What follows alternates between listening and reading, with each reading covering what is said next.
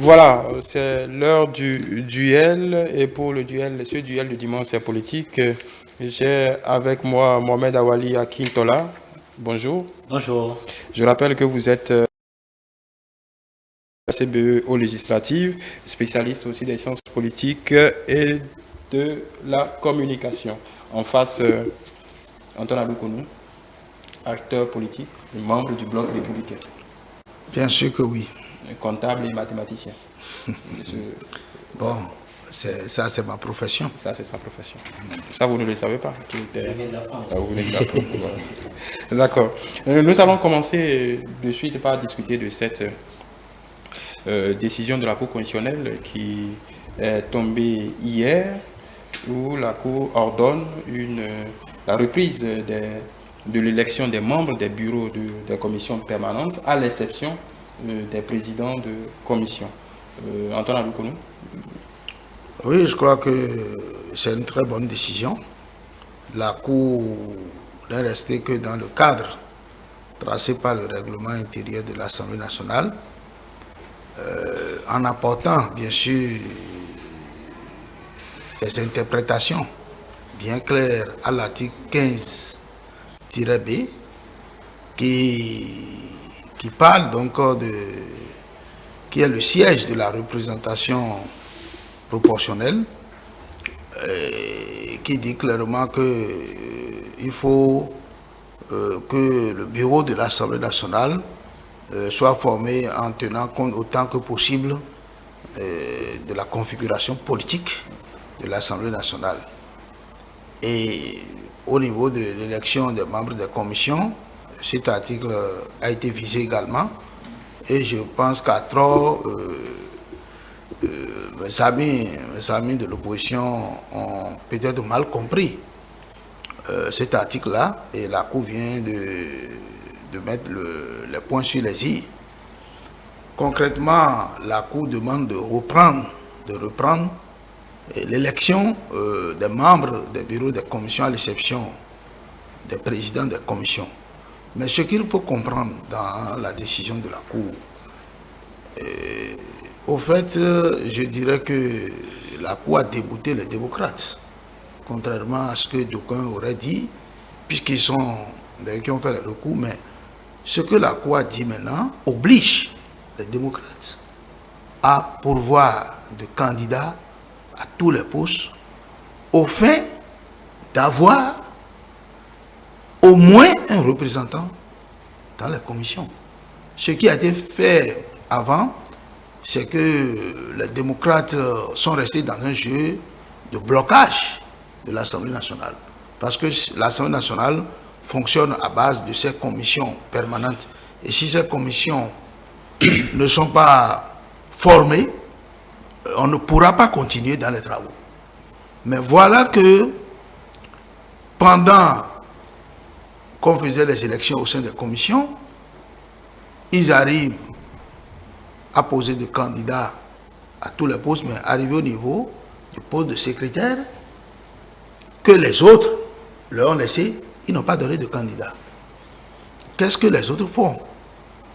Soit on constate l'impasse et on n'a pas tous les membres des commissions et le fonctionnement de l'Assemblée est bloqué, ou bien on pourvoit et les concernés saisissent la Cour et le processus suit son cours normal.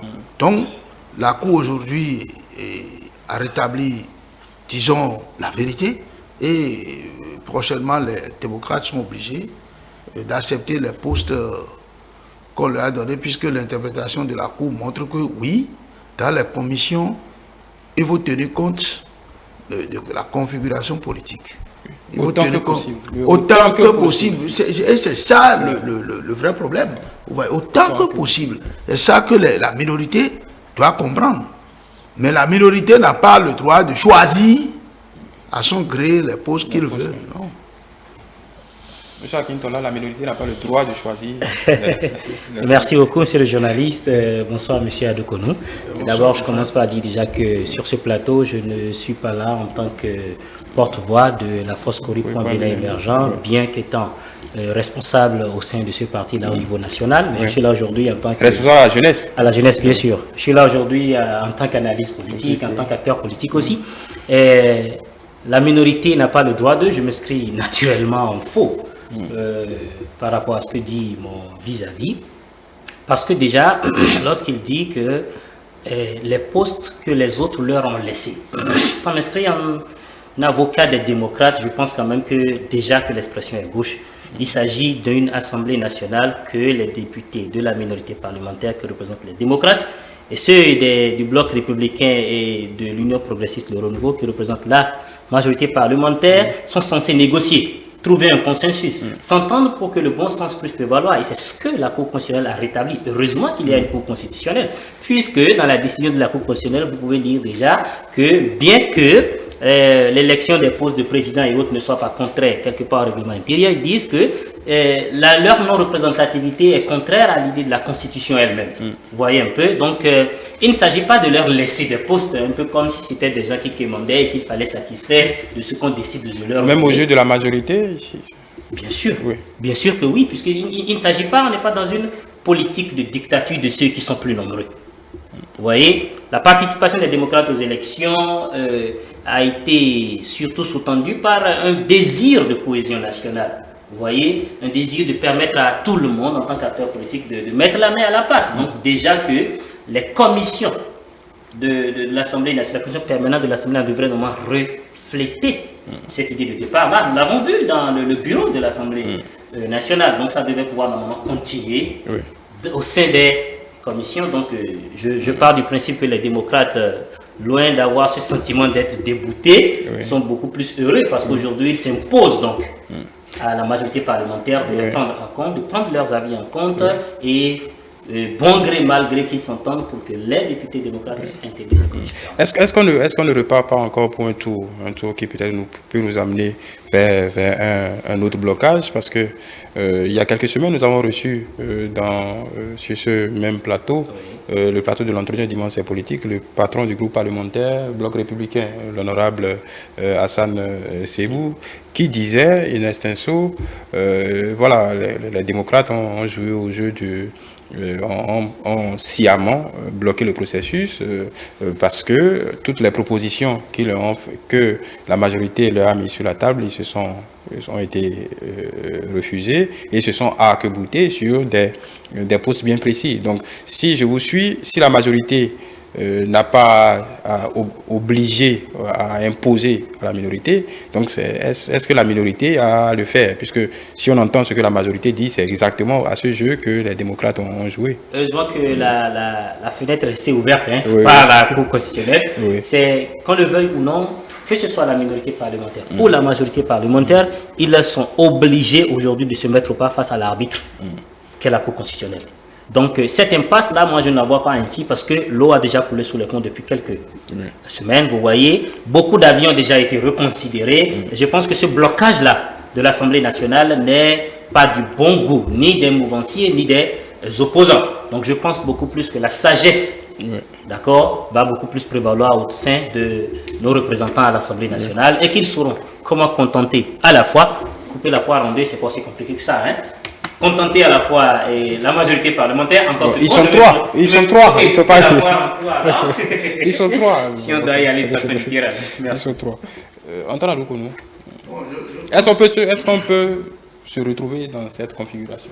Non, je pense que ce que la Cour dit, si je dis que la Cour a débouté les démocrates, c'est parce que lorsqu'on va mettre en application cette décision, c'est que les démocrates n'auront qu'à refaire le premier processus qu'ils refusaient.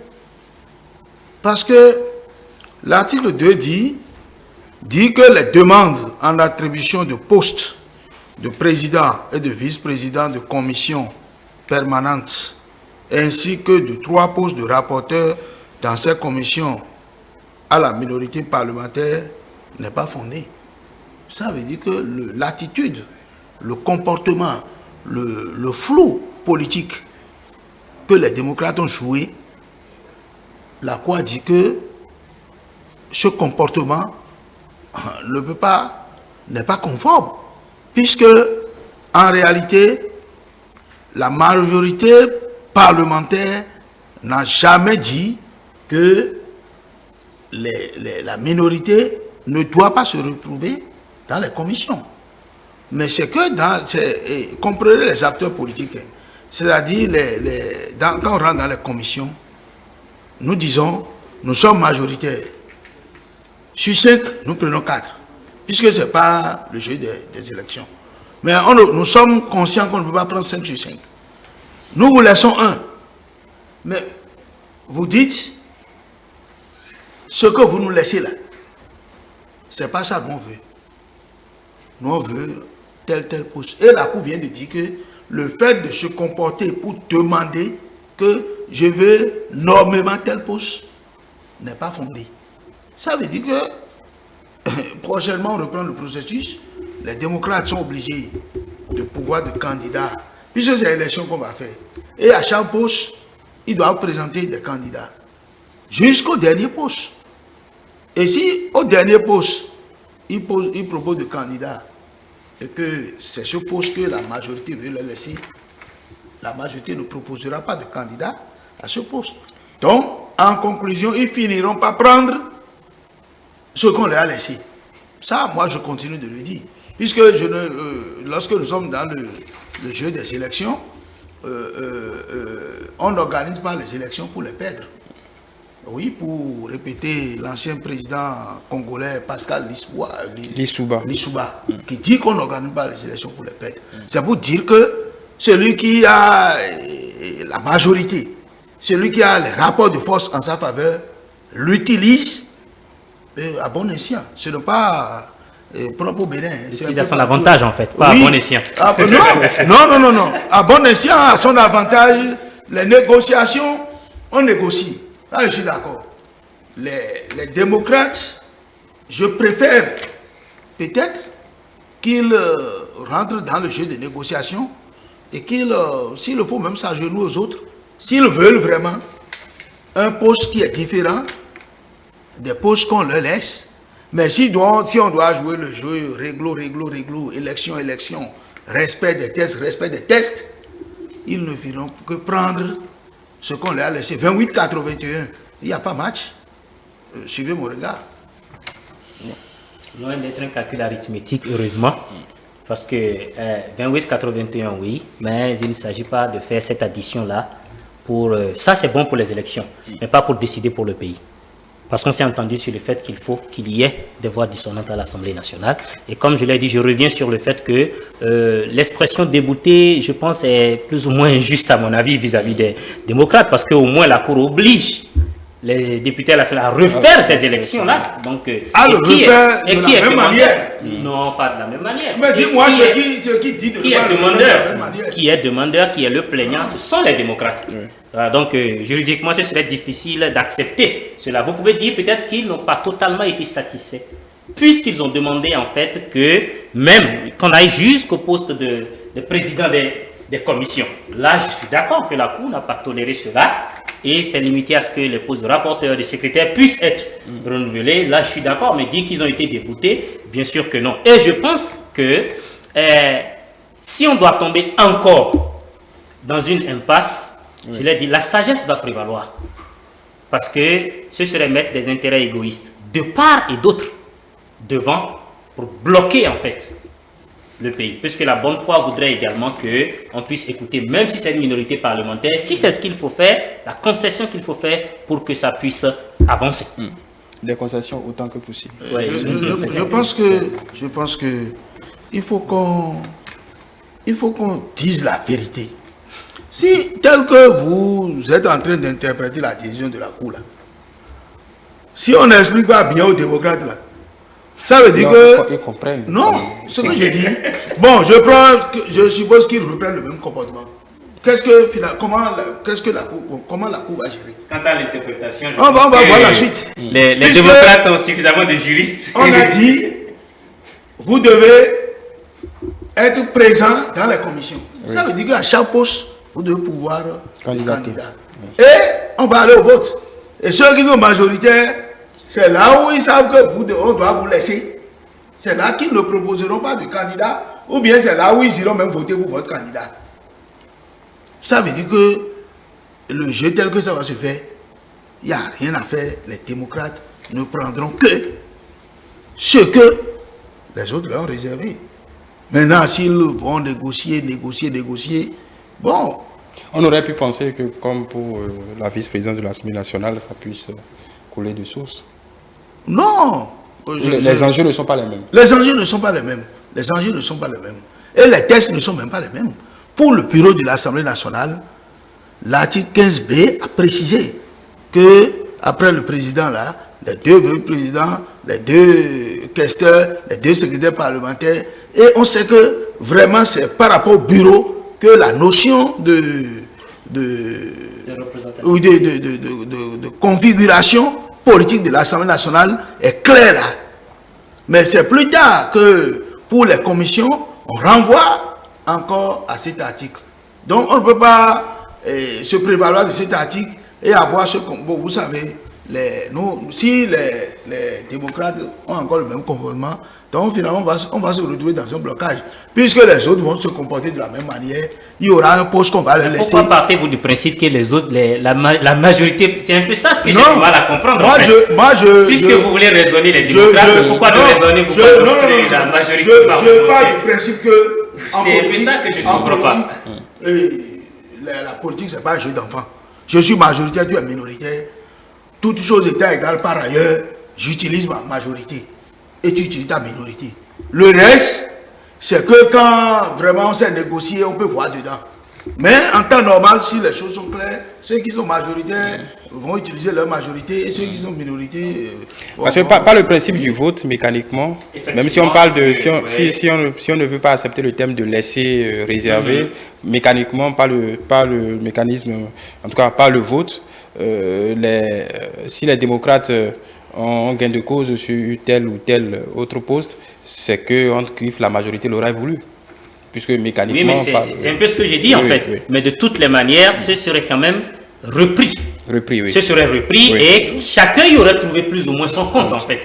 Puisque c'est parce qu'ils se sont opposés au fait que la volonté intrinsèque de la majorité parlementaire s'impose à eux qu'il y a eu blocage. Oui. Voilà, donc quitte à ce que cela se reprenne, encore une deuxième fois après cette décision de la Cour constitutionnelle... Oui. Mais bon, entendons-nous bien, la volonté de la majorité s'imposera de quelle façon là, on dit ceci. Moi, j'avais attendu une autre décision de la Cour. Oui. Mais je crois que... À laquelle? Oui, j'en viens. Je crois que la Cour constitutionnelle du Bénin est devenue une Cour de haut niveau.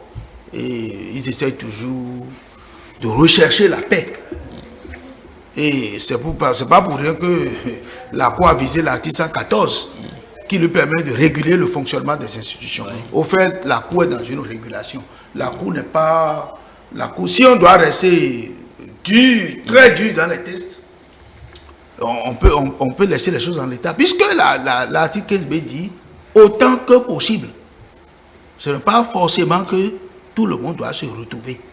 C'est autant que possible. Ça, c'est votre et là, si on présente le dossier et qu'on voit que c'est les démocrates eux-mêmes qui ont refusé de pouvoir au poste de secrétaire et que pour qu'il n'y ait pas blocage, les autres ont été obligés de pouvoir à ce poste pour que les commissions soient constituées et qu'ils travaillent et qu'on doit rester réglo, c'est que autant que faire ce peu là, on n'a pas pu, puisqu'on s'est retrouvé avec une minorité qui veut bloquer l'Assemblée nationale. La Cour pouvait aller dans ce sens.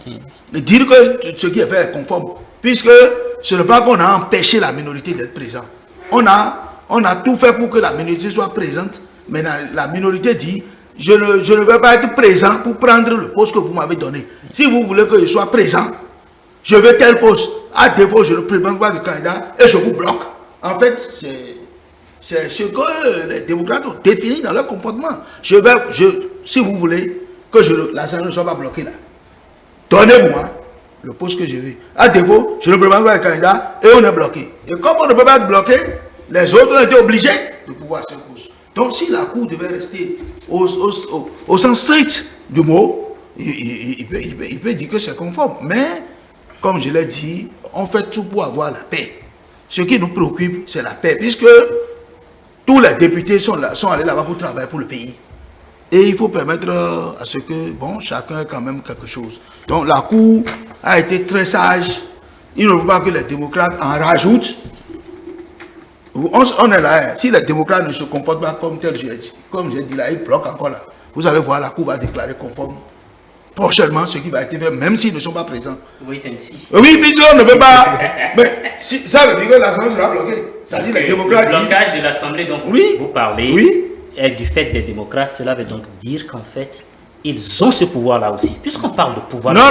Ça c'est. Ils sont capables, avec leur minorité, de bloquer l'Assemblée nationale, de bloquer le fonctionnement de l'Assemblée nationale. Ça veut dire qu'on leur confère quand même un certain pouvoir. Justement, qu'ils ne peuvent pas bloquer. C'est en fonction de ce pouvoir qu'ils le font, parce que il faudrait pas remplir les rangs pour remplir les rangs. C'est de ça qu'il s'agit en réalité.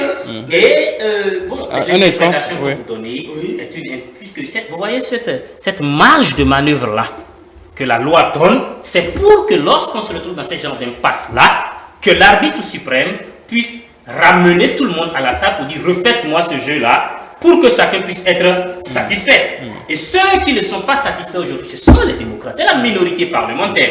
Donc l'issue de ce cours, de cette impasse-là, transitera forcément par la satisfaction, même si ce n'est pas une satisfaction totale, mais une satisfaction partielle de la revendication de cette minorité parlementaire-là.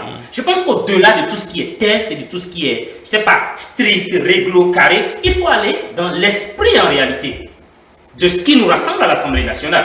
Si c'est juste pour figurer, eh bien, accepter que les démocrates ne le concèdent pas ainsi. C'est ce qu'ils ont fait. Et c'est de bonne guerre en réalité. C'est de bonne guerre. C'est plutôt la mouvance présidentielle qui ne devrait pas en rajouter, qui ne devrait pas demeurer carré ou têtu par rapport à ça. Si cette posture était une posture à promouvoir, une posture à encourager, je pense que les sages de la Cour constitutionnelle seraient directement aller en entérinant ce qui s'est passé. Mais ils ne l'ont pas fait. Donc le message va plutôt à l'endroit, beaucoup plus de la majorité parlementaire pour dire, écoute, comment on appelle, diminuez-moi cette sévérité-là, et puis c'est vrai, vous êtes puissant, mais bon, ramenez la balle à terre, quoi, pour qu'on puisse avancer, parce que on ne peut pas postuler de ce pouvoir-là, de pouvoir décider, de pouvoir donner pour bloquer tout un pays.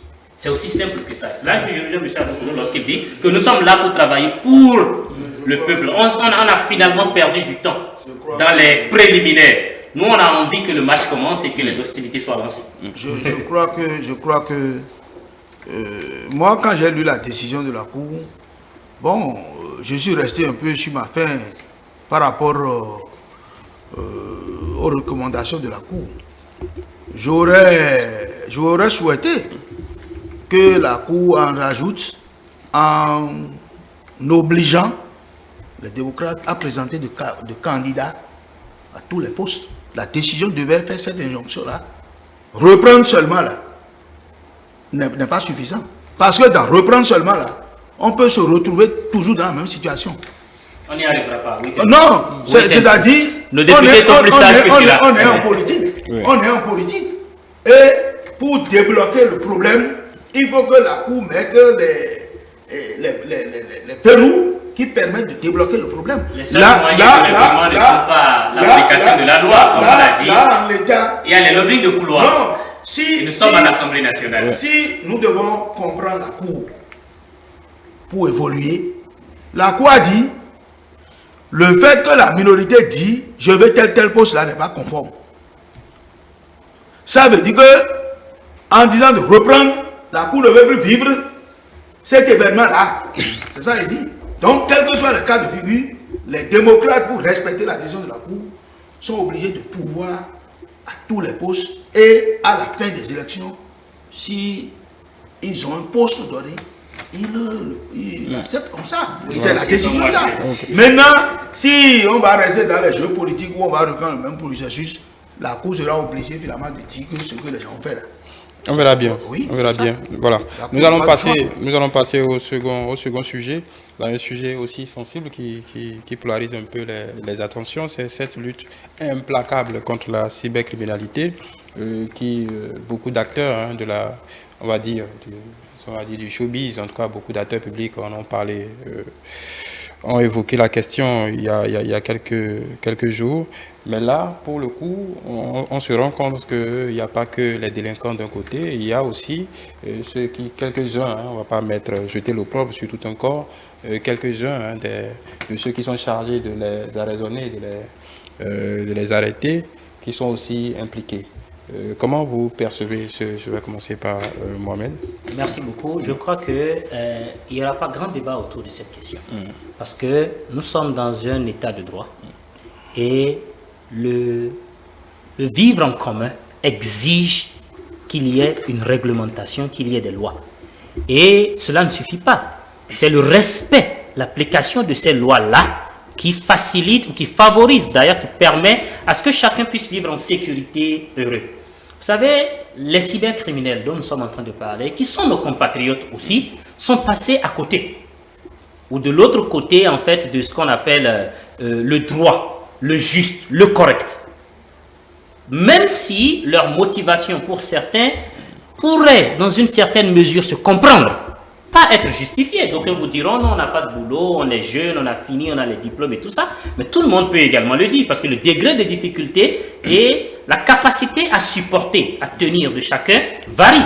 Et nous n'avons pas de baromètre pour cela. Donc, on ne saura justifier ces actes par ce genre de comportement. À côté de cela, vous avez parlé de certains acteurs, un peu comme pour dire que c'est celui qui est censé arrêter, qui facilite ou qui favorise. Oui, ben cela ne devrait d'ailleurs pas étonner. Cela ne devrait pas étonner. Je pense que le fruit est plus pourri de l'intérieur que ce que nous avons vu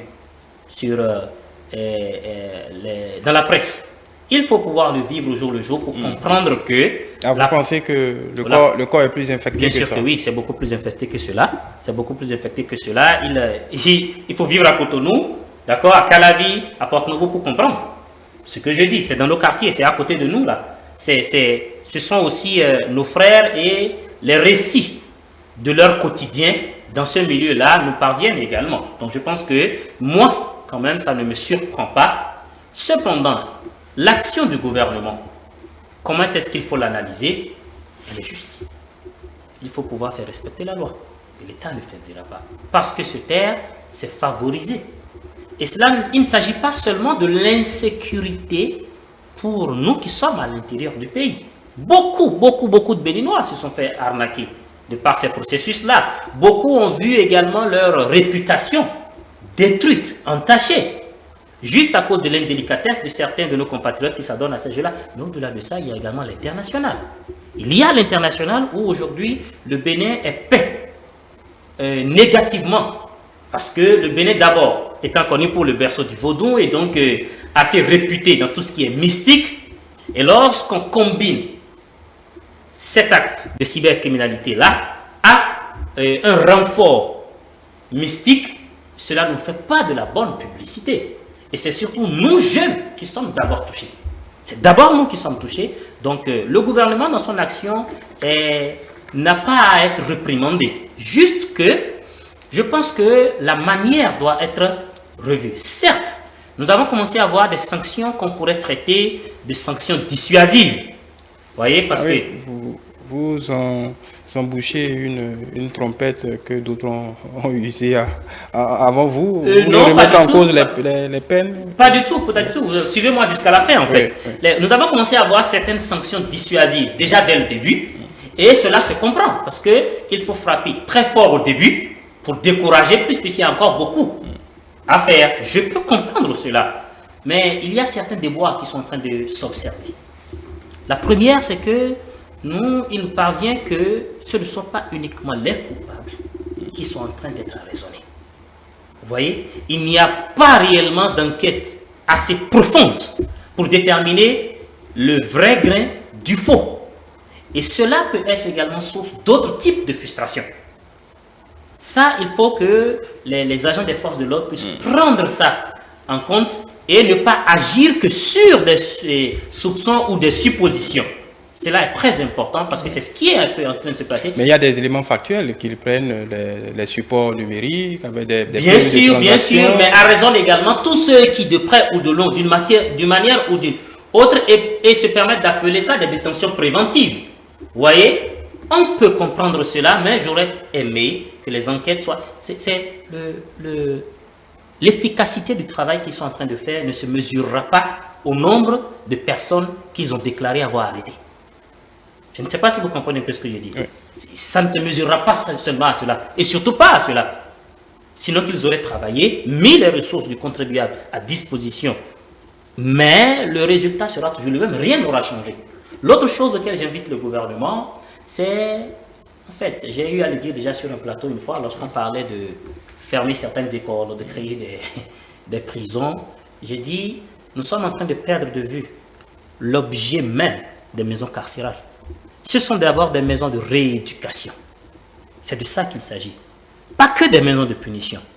La sanction, la punition est un des moyens de rééducation. C'est de ça qu'il s'agit. Si nous en arrêtons beaucoup, que nous ne trouvons pas le moyen de les rééduquer, de les réorienter et surtout de les réinsérer dans un circuit professionnel qui les éloigne de ce qui les a emmenés là-bas, on n'aurait rien fait.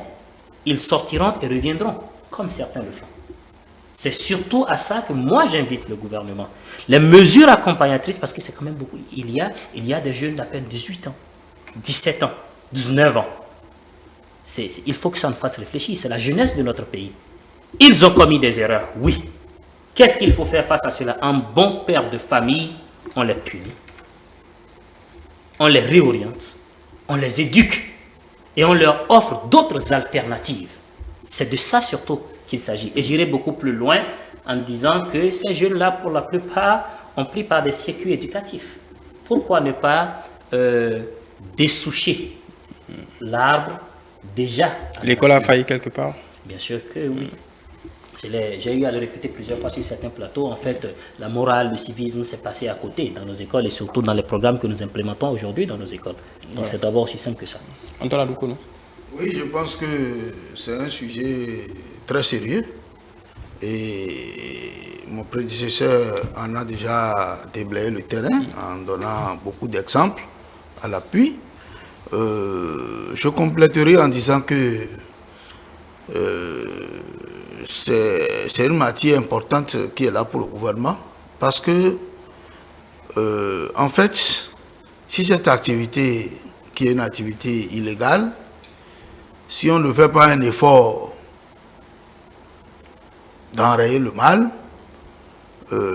nous allons finir par construire une société où celui qui travaille, celui qui fait d'efforts, va se dire même que ce n'est pas la peine d'étudier, ce n'est pas la peine de faire des efforts, puisque à côté de lui, je parle en tant qu'enseignant des mathématiques, et beaucoup d'élèves que nous avons formés et qui ont fini par aller sur ce chemin, nous discutons avec eux. Mais ils vous démontrent. Ils prennent même des exemples de professeurs d'université pour comparer leur fortune à ce que les autres ils ont en un temps record. Et ils vous montrent que la finalité, c'est l'argent. Je vais aller à l'école, je vais faire ceci, je vais aller en apprentissage. Tout ce que vous me conseillez, monsieur, c'est vrai, mais si je le fais, quelle est la finalité? C'est l'argent. Et si c'est l'argent, comparez vous-même et moi. Vous êtes en train de travailler depuis 10 ans, 15 ans, moi 2 ans, regardez. Et si on doit s'en tenir aux faits matériels, on risque de leur donner raison. Mais c'est à nous, enseignants, citoyens, on leur démontre que non, la finalité, ce n'est pas que l'argent. Nous voulons avoir des citoyens capables de construire le pays avec nous. Et on ne peut pas construire le pays sur du faux, sur du vol. C'est de ça il est question. Et les conséquences qui en découlent dans le milieu également, ils le voient. Vous voyez, je ne suis pas également surpris de voir que des acteurs qui étaient censés quand même être en avant-garde de ce dossier sont impliqués, puisque quand les gens, vous avez la chance de les rencontrer pour échanger avec eux par rapport... nous avons des amis même qui nous décrivent les mécanismes. Et vous allez voir que, en fait, dans le processus, il y a quand même, en principe, un contrôle interne qui permet de bloquer le processus. Et c'est parce que ceux qui sont sur la chaîne de contrôle sont complices qu'ils arrivent à aller jusqu'au bout.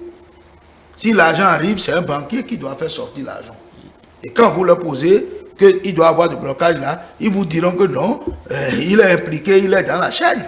Si vous dites que bon, un commissaire doit raisonner, il doit avoir ceci, ils vous disent que tous ceux-là sont dans la chaîne. Au fin où le contrôle interne est effacé, et tout se passe bien. Donc c'est tout un groupe, les gens sont à l'extérieur, d'autres sont à l'intérieur, et donc c'est un problème pour le pays. Parce qu'un officier de police judiciaire qui est censé faire appliquer la loi oui. Si c'est lui-même qui se retrouve...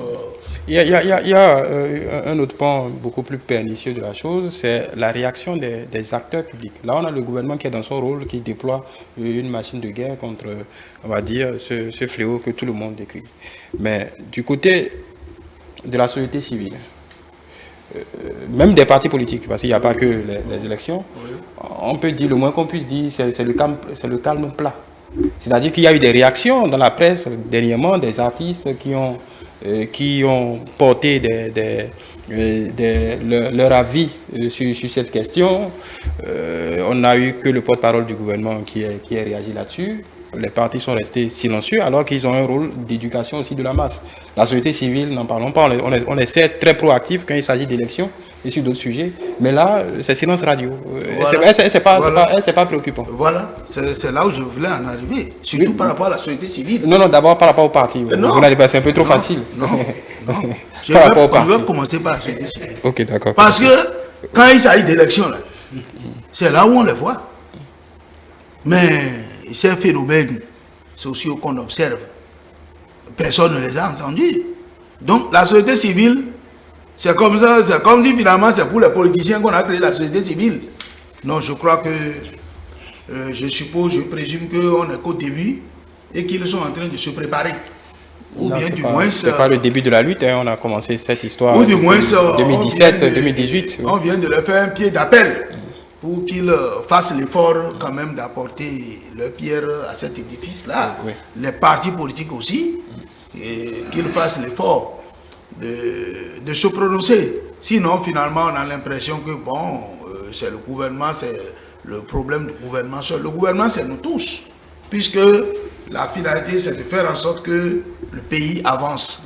Et chaque composante du pays doit pouvoir jouer son rôle pour que nous ayons de bons résultats. C'est vrai, il y a des jugements de sentiments, parce que lorsqu'on ramasse les gens, d'autres peuvent dire, bon, vraiment, qu'est-ce que les gens ont fait, tout ça là. Non, on ne peut pas que fonctionner que sur du sentiment.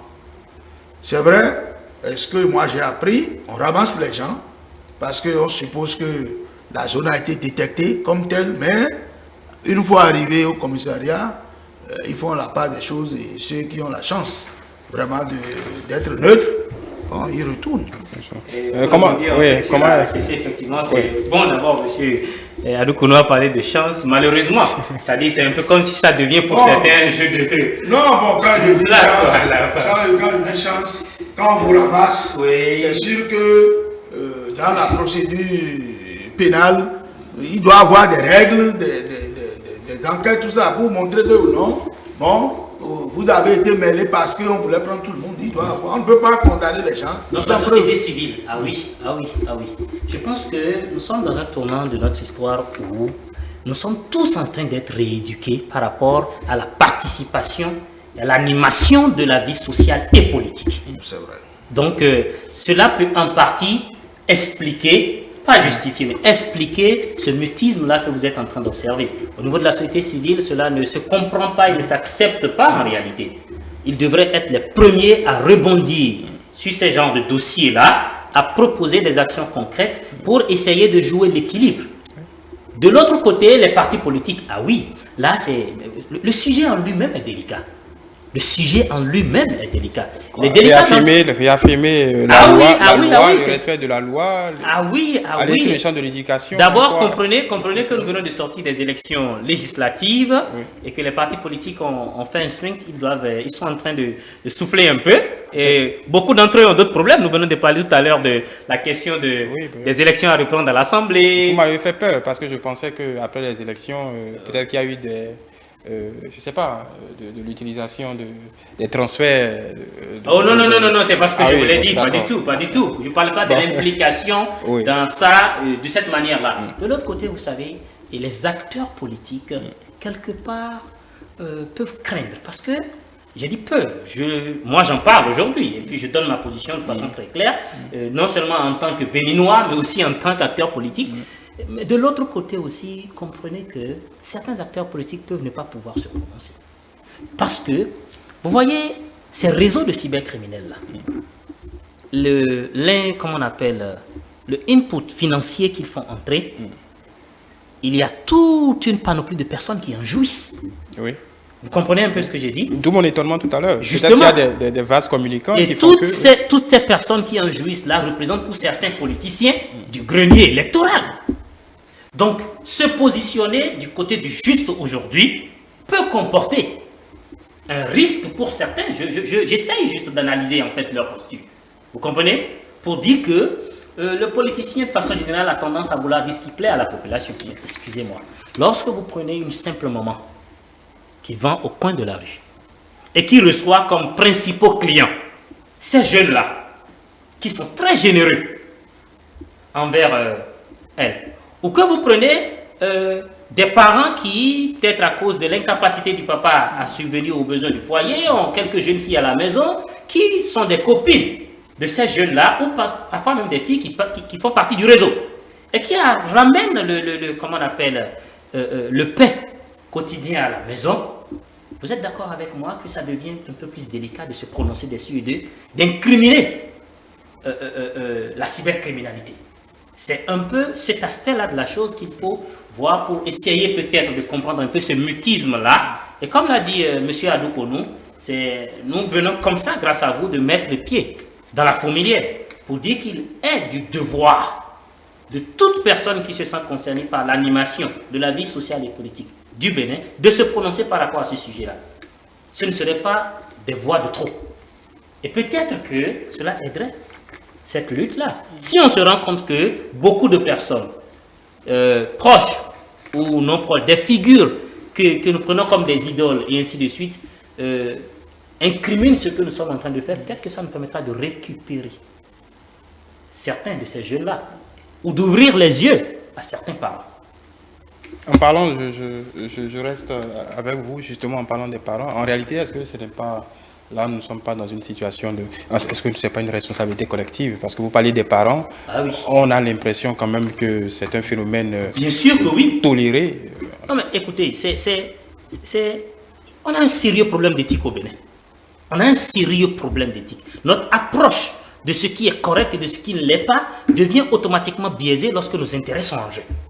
Je ne sais pas si vous comprenez. Au fond, quel parent ne sait pas que l'arnaque ou l'escroquerie est une mauvaise chose? Quel parent ne sait pas? Tout le monde le sait, ça dit ça coule de source. On l'apprend partout, on l'enseigne partout. Mais un parent qui est incapable de faire face à ses responsabilités et qui déjà au fond de lui prend la société entière pour responsable, l'État pour responsable, pour ne pas offrir toutes les opportunités qu'il faut. Vous voyez, les personnes riches ou le voisin riche qui est à côté comme responsable. Et que son enfant se retrouve être capable de soutirer à toutes ces personnes-là et de passer entre les mailles du filet pour ramener à la maison, ça résout d'abord un problème, quelle que soit la source de l'argent, ça résout d'ailleurs le problème de la survie à la maison. Vous voyez? Donc le parent lui-même, volontairement ou involontairement, se retrouve déjà compromis. Comment voulez-vous que ce parent raisonne son enfant? Le seul conseil qu'il lui donnera, fais attention la prochaine fois. Hein? C'est ce qu'il dira. Et c'est comme ça que ça commence à pourrir et de fil en aiguille, ça devient du n'importe quoi. Du n'importe quoi. Donc les rapports de force déjà à l'intérieur de ces familles-là sont déséquilibrés. C'est en ça que j'ai dit que la lutte, elle est beaucoup plus grande beaucoup plus vaste, c'est un problème beaucoup plus profond que le fait d'arraisonner ces jeunes-là, de les mettre au cachot. Il y a un plus gros travail à faire et le gouvernement devrait, si elle veut un bon résultat dans cette action lancée-là, devrait s'y pencher. Impliquer toutes ces, comment on appelle, ces composantes-là de la société. On sait, même si ces dernières années, il y a un contrôle un peu plus sévère sur, en tout cas, le financement des partis politiques, en tout cas, le financement des activités politiques, la Cour des comptes, il y a beaucoup de dispositifs. Est-ce qu'il peut arriver? Parce que maintenant, on dit, en tout cas, que le phénomène a peut-être muté, évolué. Il y a plein de cybercriminels qui ne sont plus à Cotonou, à Porto-Novo, mais investissent à l'intérieur du pays. Ils ne peuvent pas passer inaperçus des acteurs publics, en tout cas des chefs de quartier, des maires. Donc, est-ce fondamentalement, est-ce parce que ça irrigue, cet argent irrigue beaucoup de niveaux, même ça peut être une supposition de niveau politique, même si c'est au niveau local, ainsi de suite, qu'on observe ce mutisme-là, même des responsables politiques à la base. Est-ce que ce n'est pas un sérieux problème? Je crois que, je dirais que c'est pratiquement pour la première fois que un gouvernement prend ce dossier très au sérieux. Je peux ainsi le dire, très au sérieux. Et je crois que ce gouvernement qui a pris cette disposition doit avoir son plan Marshall. Oui. C'est sûr que le gouvernement ne resterait pas sans faire toutes ces analyses et doit forcément conclure que ce qui se fait là n'est qu'une face de l'iceberg, que la vraie face même du dossier, c'est encore tout ce que vous venez de dire, parce que ces cybercriminels, ils sont dans des... Les chefs de quartier savent. Ils savent, tout le monde sait. C'est des gens, quand ils sont dans un quartier, ça se remarque, puisque on voit, c'est des gens qui sont dans de grosses caisses, qui ont de belles maisons, qui louent dans des maisons de luxe, et on voit une aucune activité. Et on part de là pour tirer la conclusion, mais qu'est-ce que lui fait? Et on n'attend pas un autre nom. C'est un Gaïman.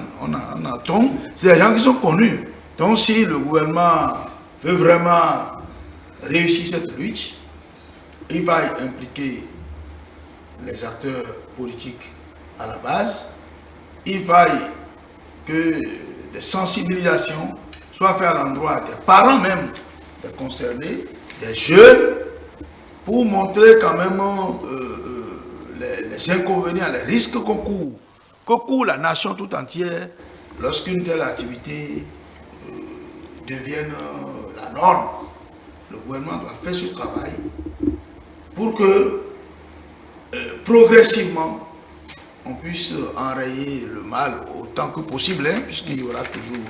Puis parce que le problème d'argent, personne ne peut maîtriser comment ces Gaïman font les dépenses. Tous ceux qui en profitent, on ne peut pas en parler. Puisque moi, je connais des parents même qui encouragent les enfants. J'en connais qui vont aller faire des protections même pour les enfants, pour que les enfants ne subissent pas la colère de ceux qui sont escroqués. Parce que la pauvreté ambiante est dans beaucoup de familles. Bon, on se dit, mais advienne que pourra, parce que une famille où le papa, la maman, il n'y a rien, et bon, et finalement l'enfant débouche sur cette voie et commence par faire rentrer quand même un peu de sous, commence par régler les petits problèmes de ses frères et sœurs, etc., etc. Bon, les gens se disent que bon, souvent ils disent que bon, les blancs, ils nous avaient escroqués, bon, peut-être c'est notre tour de leur faire du mal. On pose le problème sous cet angle-là, sans voir les risques même que votre enfant court en mettant dans la tête la notion de gain facile. Ne rien faire et avoir beaucoup d'argent, ce que cela signifie, les parents n'appréhendent pas ça. Donc, on doit sensibiliser, on doit impliquer les élus locaux, les partis politiques, la société civile. Et il faut que cela annonce aux gouvernants que les politiques publiques que nous mettons en place, on doit pouvoir les évaluer, les renforcer pour que les questions d'emploi aussi soient réglées. Parce que tout ça là, c'est l'environnement économique aussi qui favorise ça. Hein. Les gens n'ont pas ce qu'il faut faire sous la main. Et bon, on est là, on analyse. Et paf, on débouche là. Donc c'est tout un problème qui est là, qu'il faut régler en amont et en aval pour trouver une solution à ce problème. L'argument que vous venez d'avancer, quand vous allez sur un terrain glissant, hein, c'est parce qu'il n'y a pas d'emploi que... Non, ce que je dis, je n'ai jamais dit, que parce qu'il y a le chômage, que ce qu'il faut faire pour résorber le chômage, que c'est ça. Hein. Mais je dis que l'augmentation aussi forte du taux de chômage peut être un facteur qui pousse les uns les autres à prendre des décisions contraires à la loi. Moi, je ne dirais même pas peut être un facteur, c'est un facteur favorisant. Vous voyez, des jeunes désœuvrés et autres. Donc, je plus sois ce que dit mon vis-à-vis en me disant que le gouvernement devrait accompagner ça de plus d'opportunités pour ces jeunes-là. Ça permettrait au moins de récupérer dans ce gros lot-là, parce que ce n'est pas un lot homogène. Il y en a parmi eux qui ont déjà laissé l'arbre du mal suffisamment pousser en eux et qui ont choisi ce chemin-là volontairement et n'ont même pas cherché quelles sont les autres possibilités ou les autres opportunités. Il y en a qui y sont par contrainte, c'est qu'au fond de leur conscience, les jeunes, mais sont peut-être le dos au mur. Voilà des gens qu'on pourrait récupérer si des opportunités s'offraient à la hauteur de leur formation ou autre, on pourrait les récupérer. Mais tout à l'heure, qu'on était en train de causer, c'est l'académicien que je suis ne peut pas s'empêcher de faire certaines comparaisons. Est-ce que, on a parlé tout à l'heure des parents qui encouragent. Est-ce que vous ne voyez pas cette parallèle-là assez visible dans la période post-coloniale, puis ensuite post-indépendance, où nous avions eu les premiers cadres de nos familles dans l'administration et qui, dans beaucoup en tout ce qui est la littérature africaine dans ce domaine-là, beaucoup de ces cadres-là qui se sont retrouvés être des cadres qui ont dû être corrompus, qui ont dû détourner les moyens de l'État. Mais lorsque vous allez dans le cercle fermé de leur famille, c'est encouragé. Parce qu'on se dit, c'est pour nous tous. Oui, ramène ça. Et au-delà de ça, lorsque tu es quelqu'un d'honnête et que tu sais que tu es là pour gérer les deniers publics et que tu n'as pas le droit de mettre la main dans la caisse et ramener à la maison, c'est ta propre famille qui te jette d'abord la pierre. Tu as passé toutes ces années en poste et tu n'as pas vu ce que tes collègues sont en train de faire, tes camarades sont en train de faire. Exactement. Oui. Le mal, il est là aussi. C'est la même réplique en réalité. C'est juste que le contexte a changé. Donc, il faut pouvoir combattre ça là. Mettre les collectivités locales à contribution. Comme vous l'avez dit. Vous avez parlé des maires, vous avez parlé des conseillers, vous avez parlé des ONG, les centres sociaux, les acteurs politiques, les influenceurs, comme on les appelle aujourd'hui. Oui. Hein? Qui pour ceux qui ne vivent pas de cela, hein, bien sûr, qu'ils puissent être, parce que toutes ces personnes-là représentent des modèles pour ces jeunes-là.